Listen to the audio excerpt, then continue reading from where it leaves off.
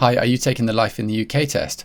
This video is the fourth in a series of videos by me showing you how to prepare for and pass the test. It contains all the knowledge and facts that you need to know to pass the test first time. If you'd like the rest of the series, click the subscribe button and notification bell to get my updates on this when I release them. Good luck in the test, and if you have any questions, put them in the comments below and I will answer them. Okay, so in this video we're going to cover the Tudors and Stuarts, which is part of chapter 4 of the official government guide to the Life in the UK test. I'm going to cover the whole subject for you, including the points people struggle with in the test. If you stay to the end of this video, you will find some example questions from the Life in the UK tests on this topic, including some of the more tricky ones, so you can test whether your knowledge of the subject is up to standard. The Tudors and Stuarts. Religious conflict.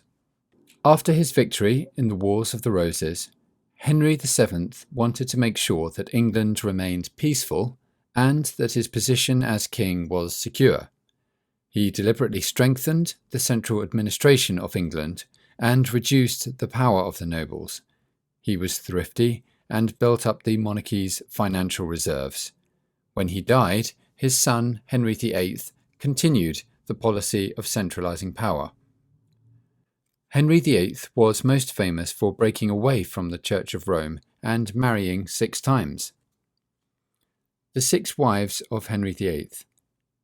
Catherine of Aragon. Catherine was a Spanish princess. She and Henry had a number of children, but only one, Mary, survived. When Catherine was too old to give him another child, Henry decided to divorce her, hoping that another wife would give him a son to be his heir. Anne Boleyn. Anne Boleyn was English. She and Henry had one daughter, Elizabeth. Anne was unpopular in the country and was accused of taking lovers. She was executed at the Tower of London. Jane Seymour. Henry married Jane after Anne's execution. She gave Henry the son he wanted, Edward, but she died shortly after the birth. Anne of Cleves. Anne was a German princess. Henry married her for political reasons, but divorced her soon after. Catherine Howard. Catherine was a cousin of Anne Boleyn. She was also accused of taking lovers and was executed. Catherine Parr. Catherine was a widow who married Henry late in his life. She survived him and married again, but died soon after. To divorce his first wife, Henry needed the approval of the Pope. When the Pope refused, Henry established the Church of England.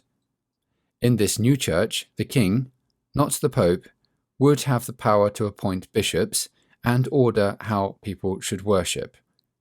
At the same time, the Reformation was happening across Europe.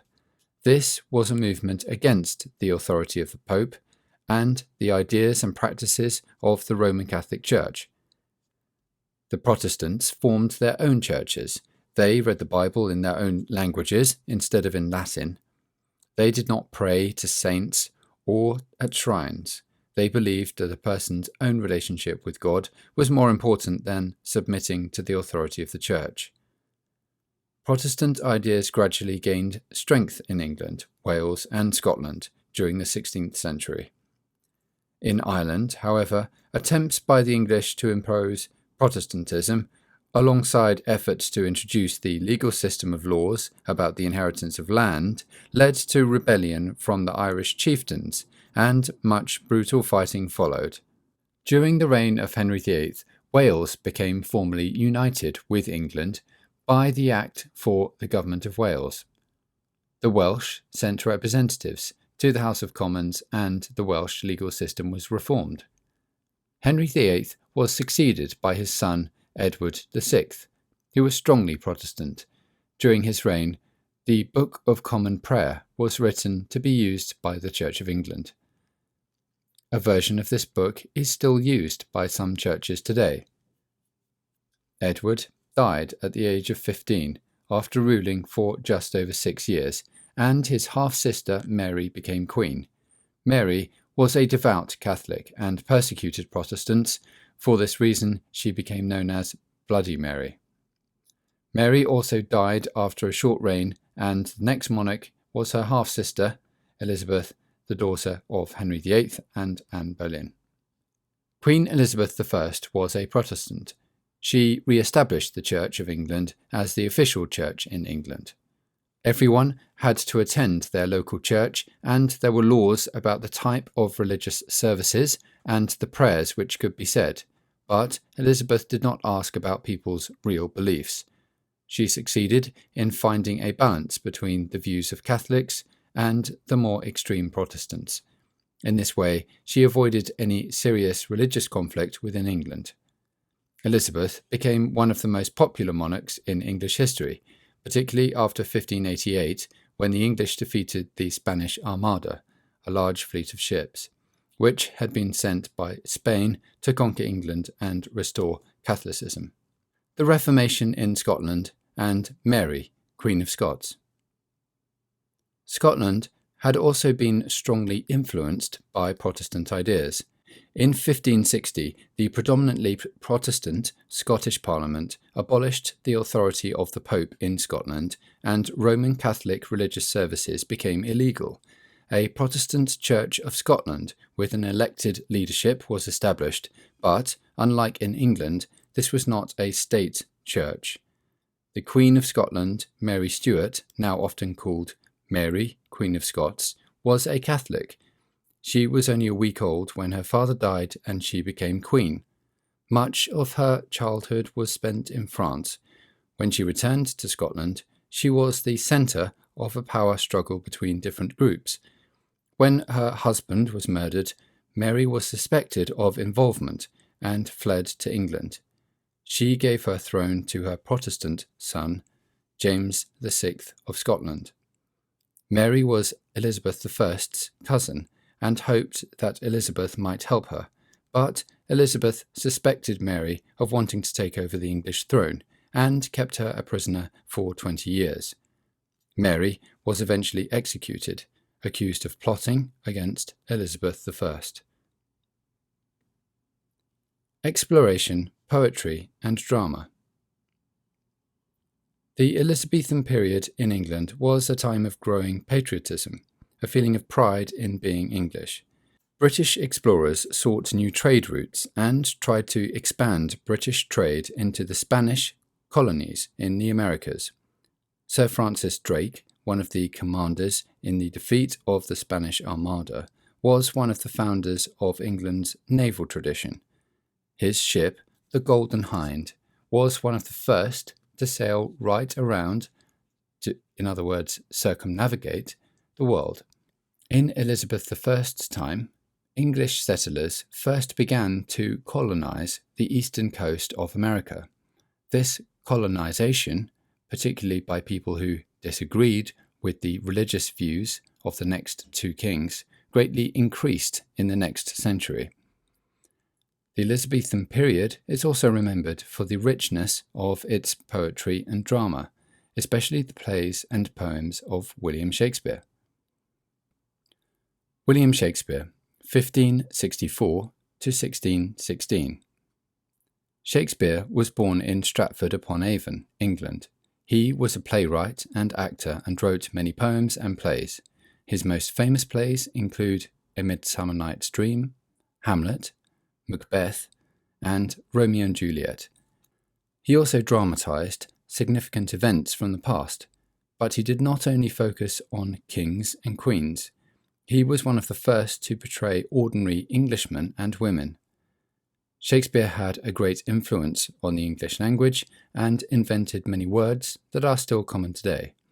Lines from his poems and plays, which are often still quoted, include "Once more unto the breach," from Henry V, "To be or not to be," from Hamlet, "A Rose by Any Other Name," Romeo and Juliet, "All the World's a Stage," from As You Like It, "The Darling Buds of May," Sonnet 18, from Shall I Compare Thee to a Summer's Day. Many people regard Shakespeare as the greatest playwright of all time. His plays and poems are still performed and studied in Britain and many other countries today. The Globe Theatre in London is a modern copy of the theatres in which his plays were first performed. James VI. Elizabeth I never married, and so had no children of her own to inherit her throne. When she died in 1603, her heir was her cousin, James VI of Scotland. He became King James I of England, Wales, and Ireland, but Scotland remained a separate country. The King James Bible. One achievement of King James's reign was a new translation of the Bible into English. This translation is known as the King James Version, or the Authorized Version. It was not the first English Bible, but is a version which continues to be used in many Protestant churches today. Ireland. During this period, Ireland was an almost completely Catholic country. Henry VII and Henry VIII had extended English control outside the Pale, and had established English authority over the whole country. Henry VIII took the title King of Ireland. English laws were introduced, and local leaders were expected to follow the instructions of the Lord Lieutenants in Dublin. During the reigns of Elizabeth I and James I, many people in Ireland opposed rule by the Protestant government in England. There were a number of rebellions. The English government encouraged Scottish and English Protestants to settle in Ulster, the northern province of Ireland, taking over the land from Catholic landholders. These settlements were known as plantations. Many of the new settlers came from south-west Scotland, and other land was given to companies based in London. James later organised similar plantations in several other parts of Ireland. This had serious long-term consequences for the history of England, Scotland, and Ireland. The rise of Parliament. Elizabeth I was very skilled at managing Parliament. During her reign, she was successful in balancing her wishes and views against those of the House of Lords and those of the House of Commons, which was increasingly Protestant in its views. James I and his son Charles I were less skilled politically. Both believed in the divine right of kings, the idea that the king was directly appointed by God to rule. They thought that the king should be able to act without having to seek approval from Parliament. When James I inherited the thrones of England, Wales, Ireland, and Scotland, he tried to rule in line with this principle. When he could not get Parliament to agree with his religious and foreign policies, he tried to rule without Parliament at all. For 11 years, he found ways in which he could raise money without Parliament's approval, but eventually trouble in Scotland meant that he had to recall Parliament.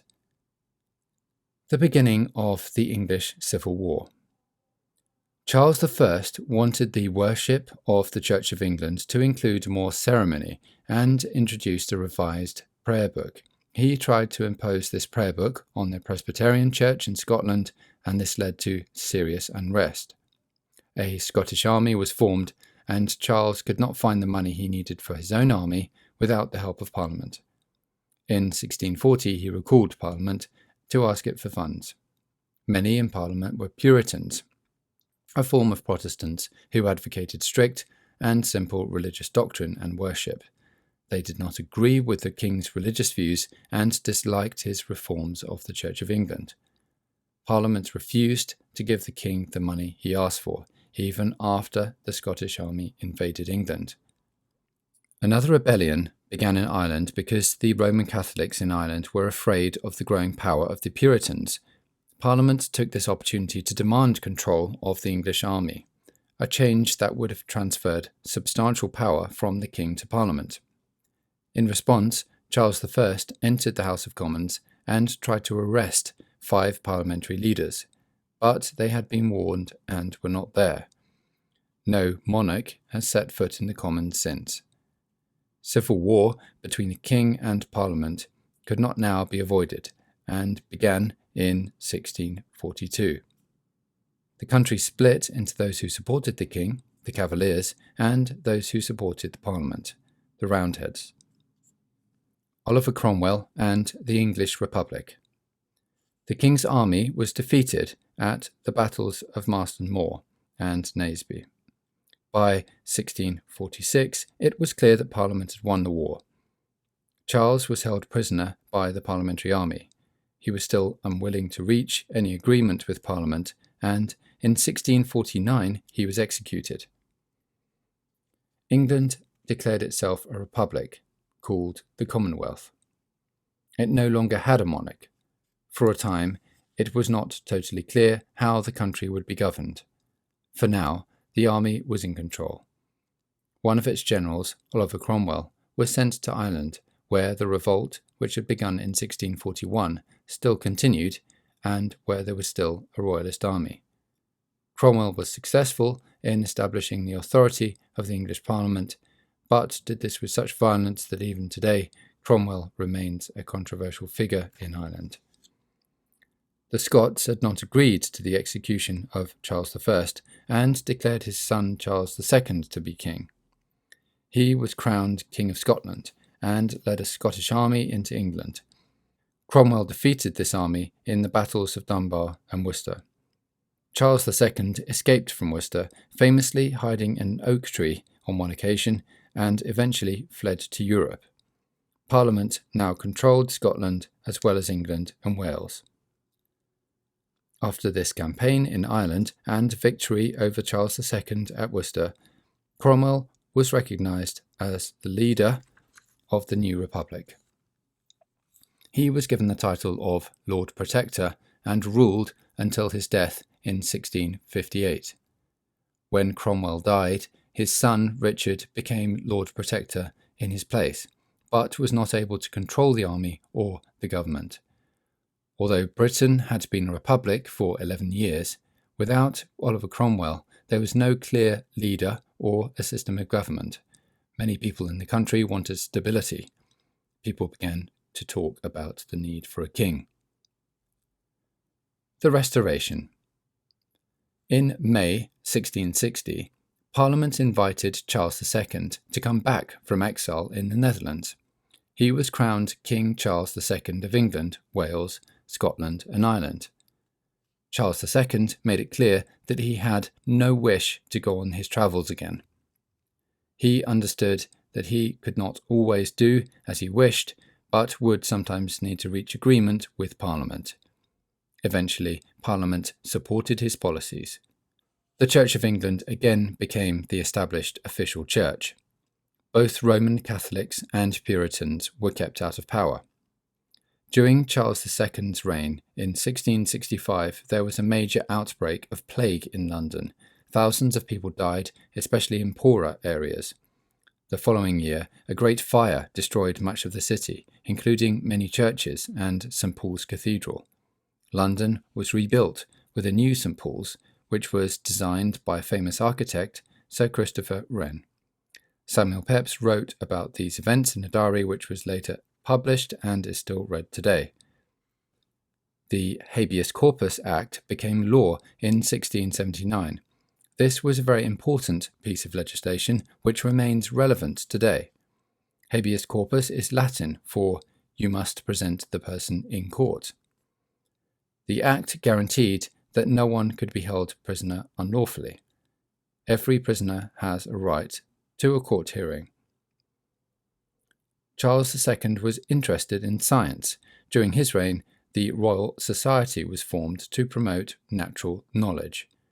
This is the oldest surviving scientific society in the world. Among its early members were Sir Edmond Halley, who successfully predicted the return of the comet, now called Halley's Comet, and Sir Isaac Newton. Isaac Newton, 1643 to 1727. Born in Lincolnshire, eastern England, Isaac Newton first became interested in science when he studied at Cambridge University. He became an important figure in the field. His most famous published work was The Mathematical Principles of Natural Philosophy, which showed how gravity applied to the whole universe. Newton also discovered that white light is made up of the colours of the rainbow. Many of his discoveries are still important for modern science. A Catholic king. Charles II had no legitimate children. He died in 1685, and his brother James, who was a Roman Catholic, became King James II of England, Wales, and Ireland, and King James VII of Scotland. James favoured Roman Catholics and allowed them to be army officers, which an Act of Parliament had forbidden. He did not seek to reach agreements with Parliament, and arrested some of the bishops of the Church of England. People in England worried that James wanted to make England a Catholic country once more. However, his heirs were his two daughters, who were both firmly Protestant, and people thought this meant they would soon be a Protestant monarchy again. Then, James's wife had a son. Suddenly, it seemed likely that the next monarch would not be Protestant after all. The Glorious Revolution. James II's elder daughter, Mary, was married to her cousin William of Orange, the Protestant ruler of the Netherlands. In 1688, important Protestants in England asked William to invade England and proclaim himself as king. When William reached England, there was no resistance. James fled to France and William took over the throne, becoming William III in England, Wales, and Ireland, and William II of Scotland. William ruled jointly with Mary. This event was later called the Glorious Revolution because there was no fighting in England and because it guaranteed the power of Parliament, ending the threat of a monarch ruling on his or her own as he or she wished. James II wanted to regain the throne and invaded Ireland with the help of a French army. William defeated James II at the Battle of the Boyne in Ireland in 1690, an event which is still celebrated by some in Northern Ireland today. William reconquered Ireland and James fled back to France. Many restrictions were placed on the Roman Catholic Church in Ireland, and Irish Catholics were unable to take part in government. There was also support for James in Scotland. An attempt at an armed rebellion in support of James was quickly defeated. All Scottish clans were required to formally accept William as king by taking an oath. The MacDonalds of Glencoe were late in taking the oath and were all killed. The memory of this massacre meant some Scots distrusted the new government. Some continued to believe that James was the rightful king, particularly in Scotland. Some joined him in exile in France. Others were secret supporters. James's supporters became known as the Jacobites. Okay, so that's the end of this section. So I think the key points to remember here are how and why religion changed during this period, the importance of poetry and drama in the Elizabethan period. You need to know about the involvement of Britain in Ireland, the development of Parliament, and the only period in history when England was a republic, why there was a restoration of the monarchy, and how the Glorious Revolution happened. So let's have a look at some example questions on those subjects. Wales was annexed to the Crown of England by which king? Harold, Henry VII, Henry VIII, Edward I. The answer is Edward I. Which monarch spent much of her childhood in France and was at the centre of a power struggle on her return? Mary, Queen of Scots, Harold, Henry VII, Elizabeth I. The answer is Mary, Queen of Scots. Who became queen after the death of Edward VI? Victoria, Elizabeth I, Mary, Anne. The answer is Mary. Okay, in the next video in this series, we'll be covering the next part of the Life in the UK test, which is the chapter entitled Britain, a Global Power, together with some more example questions. Thanks for watching. If you'd like to check out the rest of the lessons in this series, in total it contains all the knowledge and facts you need to have to pass the test first time. If you have any questions on the Life in the UK test, just put them in the comments below and I'll answer them.